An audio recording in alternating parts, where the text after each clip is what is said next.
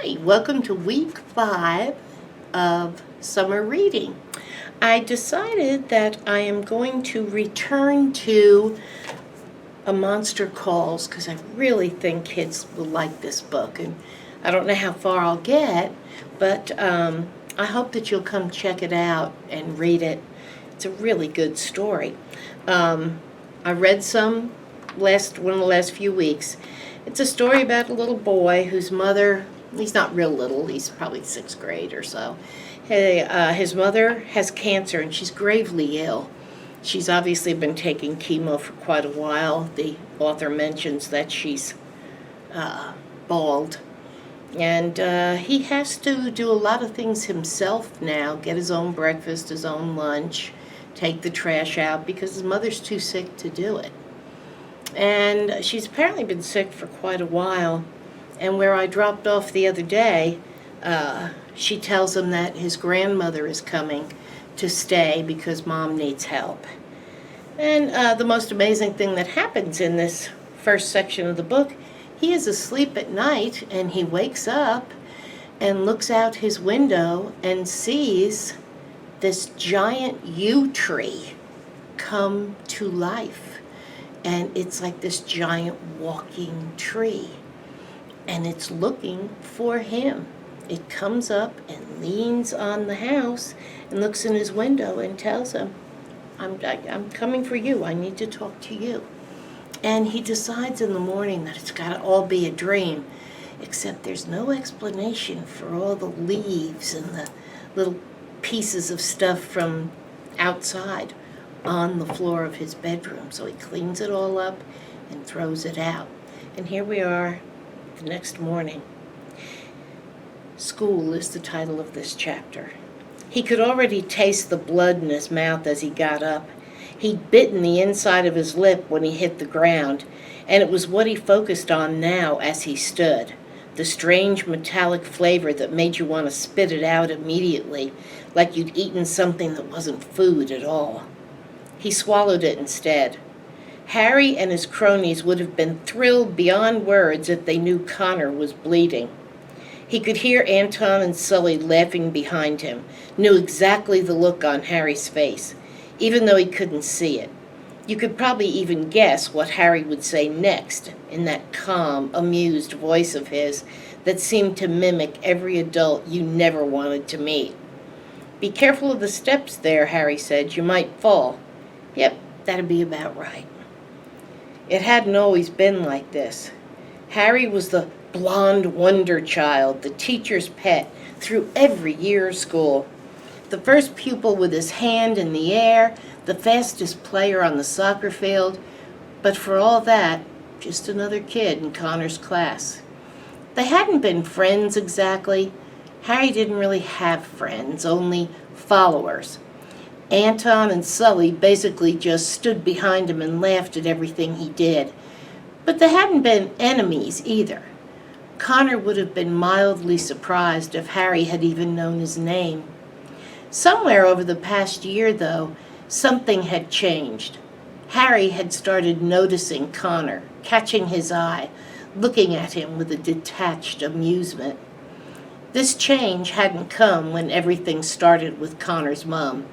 No, it had come later, when Connor started having the nightmare, the real nightmare, not the stupid tree, the nightmare with the screaming and the falling, the nightmare that he would never tell another living soul about. When Connor started having that nightmare, that's when Harry noticed him, like a secret mark had been placed on him that only Harry could see. A mark that drew Harry to him like iron to a magnet. On the first day of the new school year, Harry had tripped Connor coming into the school grounds, sending him tumbling to the pavement. And so it had begun, and so it had continued. Connor kept his back turned as Anton and Sully laughed. He ran his tongue along the inside of his lip to see how bad the bite was. Not terrible. He'd live, if he could make it to class without anything further happening. But then something further happened.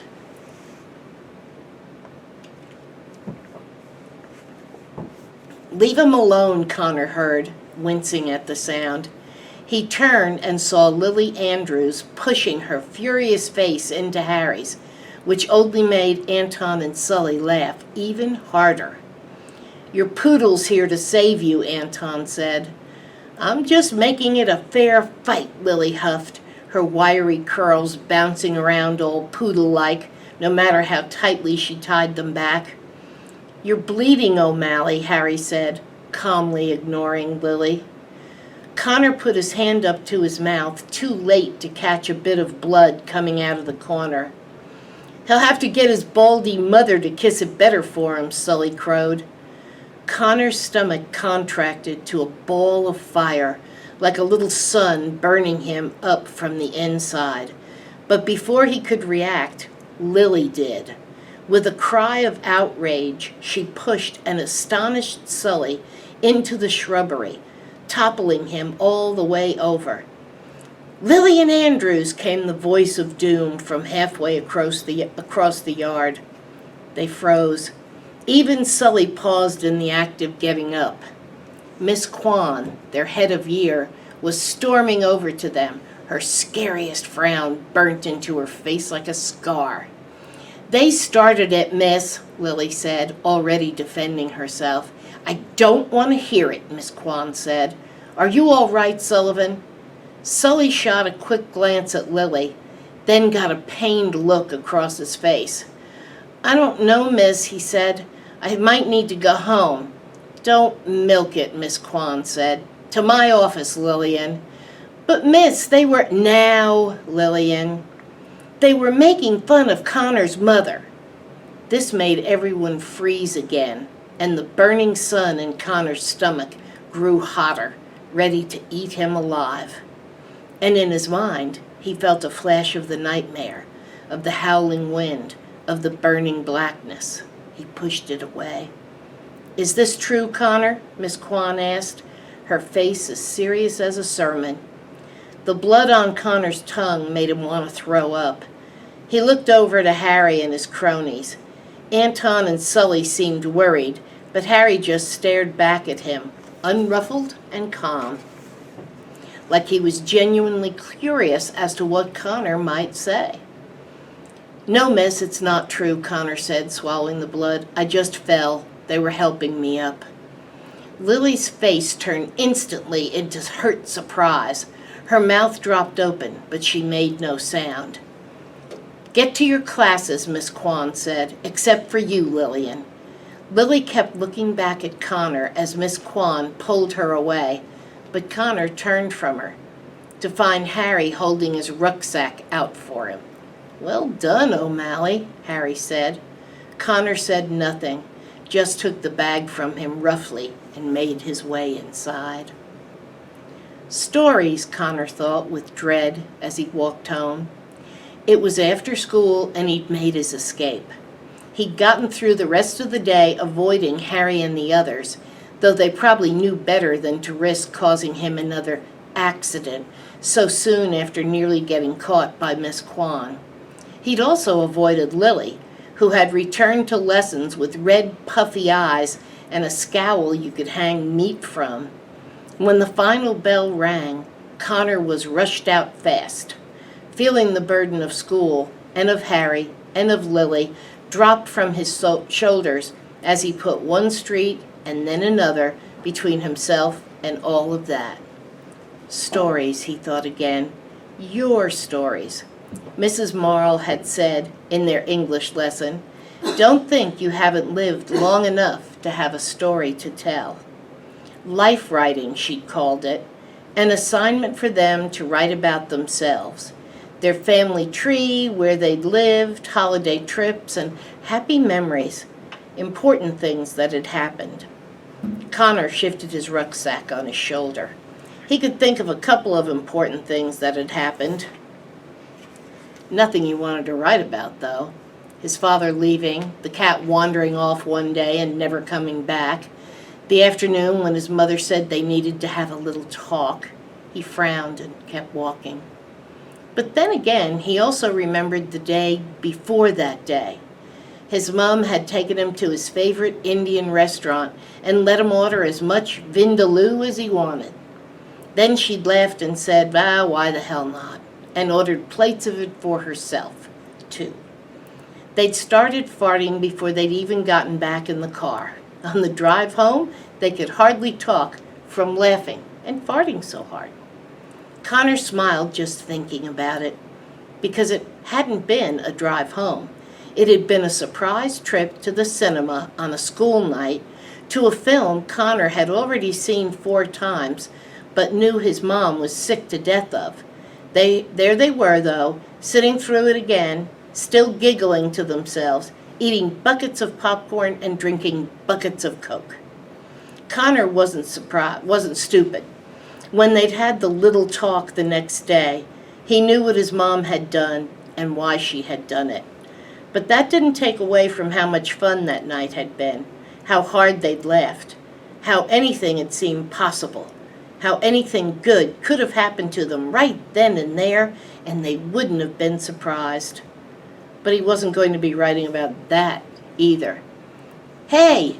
A voice calling behind him made him groan. "Hey, Connor, wait!" Lily.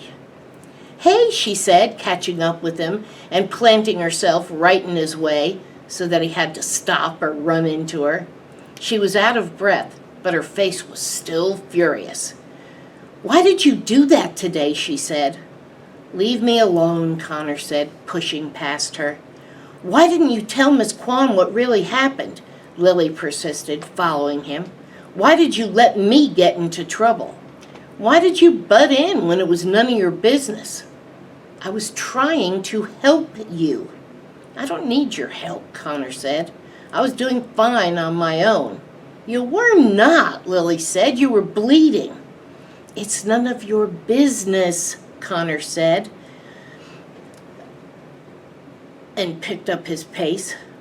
"I've got detention all week," Lily complained, "and a note home to my parents. It's not my problem." "But it's your fault." Connor stopped suddenly and turned to her. He looked so angry she stepped back, startled, almost like she was afraid. "It's your fault," he said. "It's all your fault." He stormed off back down the pavement. "We used to be friends," Lily called after him. "Used to be," Connor said without turning around. He'd known Lily forever, or for as long as he could remember, which was basically the same thing. Their mums were friends before Connor and Lily were born, and Lily had been like a sister who lived in another house, especially when one mum or the other would babysit. He and Lily had been only friends, though, none of the romantic stuff they get teased for sometimes at school. In a way, it was hard for Connor to even look at Lily as a girl, at least not in the same way as the other girls at school. How could you when you both played sheep in the same nativity play, age 5? When you knew how much she used to pick her nose? When she knew how long you'd needed a nightlight after your father moved out? It had just been a friendship, normal as anything. But then his mom's little talk had happened, and what came next was simple, really, and sudden. No one knew. Then Lily's mom knew, of course. Then Lily knew. And then everyone knew. Everyone. Which changed the whole world in a single day. And he was never going to forgive her for that. Another street and another street more, and there was his house. Small, but detached. It had been the one thing his mom had insisted on in the divorce. That it was theirs, free and clear, and they wouldn't have to move after his dad had left for America with Stephanie, the new wife. That had been 6 years ago, so long now that Connor sometimes couldn't remember what it was like having a dad in the house. Didn't mean he still didn't think about it, though. He looked up past his house to the hill beyond, the church steeple poking up into the cloudy sky, and the yew tree hovering over the graveyard like a sleeping giant. Connor forced himself to keep looking at it, making himself see that it was just a tree like any other, like any one of those that lined the railway track. A tree, that's all it was. That's all it ever was, a tree.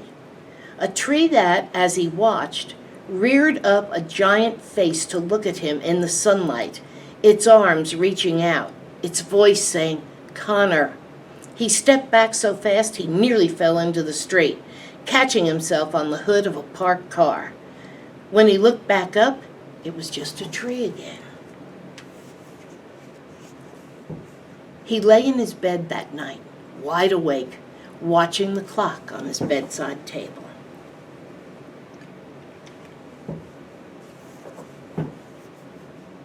It had been the slowest evening imaginable. Cooking frozen lasagna had tired his mom out so badly she fell asleep 5 minutes into EastEnders. Connor hated the program, but he made sure it recorded for her. Then he spread a duvet over her and went and did the dishes. His mom's mobile had gone off once, not waking her. Connor saw it was Lily's mom calling and let it go to voicemail. He did his schoolwork at the kitchen table, stopping before he got to Mrs. Marl's life writing homework. Then he played around on the internet for a while in his room before brushing his teeth and seeing himself to bed. He barely turned out the light when his mom had very apologetically and very groggily come in to kiss him goodnight. A few minutes later, he'd heard her in the bathroom, throwing up. "Do you need any help?" he called from his bed. "No, sweetheart," his mom called back weakly. "I'm kind of used to it by now." That was the thing. Connor was used to it too. It was always the second and third days after the treatments that were the worst. Always the days when she was the most tired, when she threw up the most. It had almost become normal. After a while, the throwing up had stopped. He'd heard the bathroom light click off and her bedroom door shut. That was 2 hours ago. He'd lain awake since then, waiting. But for what? His bedside clock read 12:05, and then it read 12:06. He looked over to his bedroom window, shut tight even though the night was still warm. His clock ticked over to 12:07. He got up, went to the window, and looked out. The monster stood in his yard, looking right back at him. "Open up," the monster said, its voice as clear as if the window wasn't between them. "I want to talk to you." "Yeah, sure," Connor said, keeping his voice low, because that's what monsters always want, to talk. The monster smiled. It was a ghastly sight. "If I must force my way in," it said, "I will do so happily." It raised a gnarly, woody fist to punch through the wall of Connor's bedroom. "No," Connor said, "I don't want you to wake my mom." "Then come outside," the monster said. And even in his room, Connor's nose filled with the moist smell of earth and wood and sap. "What do you want from me?" Connor said. The monster pressed its face close to the window. "It's not what I want from you, Connor O'Malley," it said. "It is what you want from me." "I don't want anything from you," Connor said. "Not yet," said the monster, "but you will." "It's only a dream," Connor said to himself in the backyard, looking up at the monster silhouetted against the moon in the night sky. He folded his arms tightly against his body, not because it was cold, but because he couldn't actually believe he'd tiptoed down the stairs, unlocked the back door, and come outside. He still felt calm, which was weird. This nightmare, because it was surely a nightmare, of course it was so different from the other nightmare. No terror, no panic, no darkness, for one thing. And yet, here was a monster, clear as the clearest night, towering 30 or 40 feet above him, breathing heavily in the night air. "It's only a dream," he said once again. "But what is a dream, Connor O'Malley?" the monster said, bending down so its face was close to Connor's. "Who is to say that it is not everything else that is the dream?" Every time the monster moved, Connor could hear the creak of wood, groaning and yawning in the monster's huge body. He could see, too, the power in the monster's arms, great wiry ropes of branches, constantly twisting and shifting together in what must have been tree muscle, connected to a massive trunk of a chest, topped by a head and teeth that could chomp him down in one bite. "What are you?" Connor asked, pulling his arms closer around himself. "I am not a what," frowned the monster. "I am a who." "Well, who are you then?" Connor said. The monster's eyes widened. "Who am I?" it said, its voice getting louder. "Who am I?" The monster seemed to grow before Connor's eyes, getting taller and broader. A sudden hard wind swirled up around them, and the monster spread its arms out wide, so wide they seemed to reach to the opposite horizons, so wide they seemed big enough to encompass the world. Awesome picture.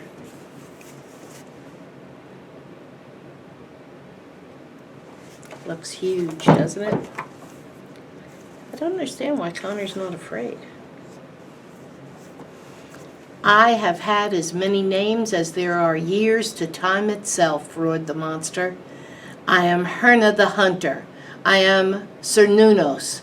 I am the eternal green man." A great arm swung down and snatched Connor up in it, lifting him high in the air, the wind whirling around them, making the monster's leafy skin wave angrily.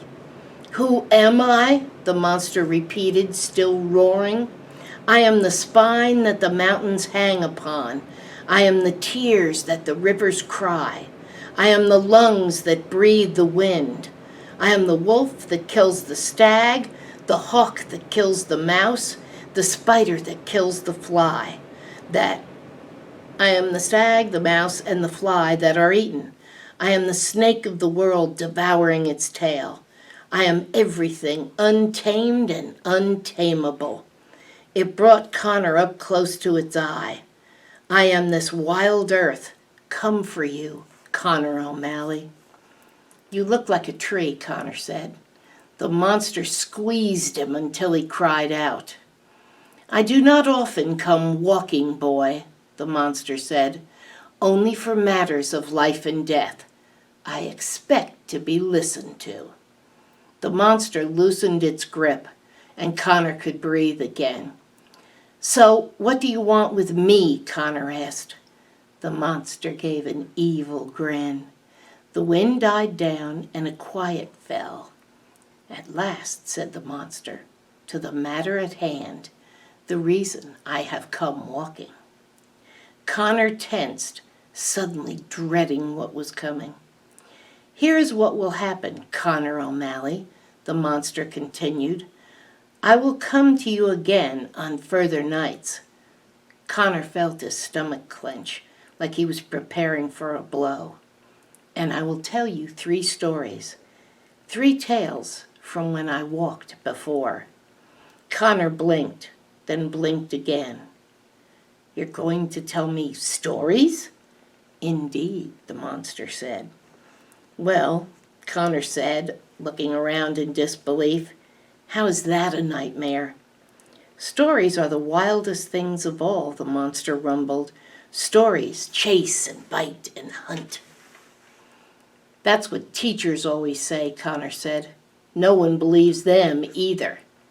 "And when I have finished my 3 stories," the monster said, as if Connor hadn't spoken, "you will tell me a 4th. Connor squirmed in the monster's hand. "I'm no good at stories." "You will tell me a 4th, the monster repeated, "and it will be the truth." "The truth?" "Not just any truth, your truth." "Okay," Connor said.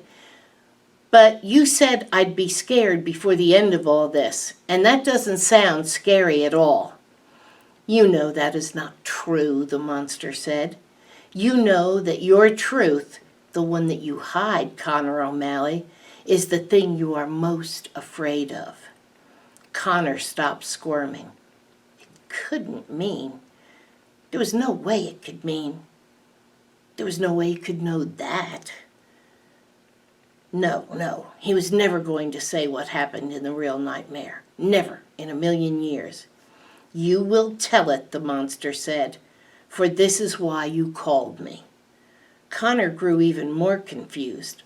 Called you? I didn't call you. You will tell me the fourth tale.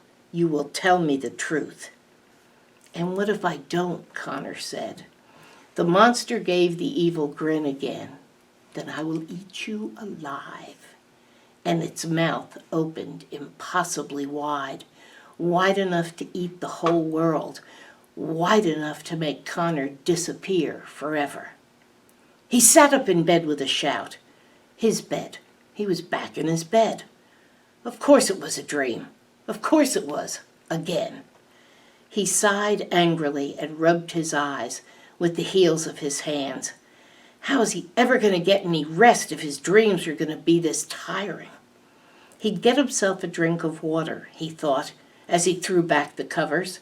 He'd get up and he'd start this night over again, forgetting all this stupid dream business that made no sense whatsoever. Something squished under his foot. He switched on the lamp. His floor was covered in poisonous red yew tree berries, which had all somehow come in through a closed and locked window. And that's where we stop today. I hope you have a good week, and we'll see you next time for our last summer reading session.